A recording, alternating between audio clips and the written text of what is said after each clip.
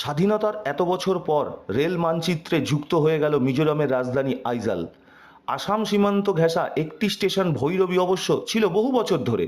এবার সেখান থেকে দীর্ঘ 51 কিলোমিটার পথ যুক্ত হলো পাহাড় কেটে সুড়ঙ্গ বানিয়ে, নদী বা উপত্যকার উপর সেতু বানিয়ে। গত 13ই সেপ্টেম্বর যার উদ্বোধন করলেন প্রধানমন্ত্রী নরেন্দ্র মোদী।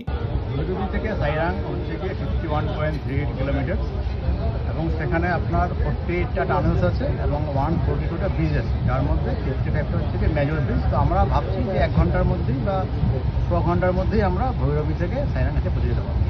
সবুজ পাহাড়ের মধ্যে দিয়ে যাত্রী নিয়ে ছুটবে রেল।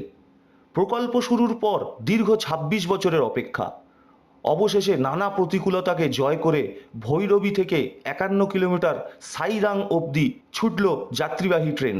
মিজোরামের বাসিন্দাদের নির্ভর করে থাকতে হয় আসামের ওপর। সড়কপথে নিকটবর্তী জায়গা হলো শিলচর। সড়কপথে যেখানে পৌঁছে যেতে সময় লাগে ন্যূনতম 24 ঘন্টা, এবার রেলপথে আইজল আসতে সময় লাগবে মাত্র 4.5 ঘন্টা। এই কঠিন ভৌগোলিক পরিবেশে কাজ করা যথেষ্ট চ্যালেঞ্জ ছিল। এই 51 কিলোমিটার নয়া পথে তৈরি হয়েছে 48টি টানেল, 142টি সেতু। এই প্রকল্পের একটা উল্লেখযোগ্য সেতু আছে, তার পিলার দেশের দ্বিতীয় উচ্চতম। এটি নির্মাণ কাজ করতে গিয়ে মৃত্যু হয়েছে 26 জন শ্রমিকের।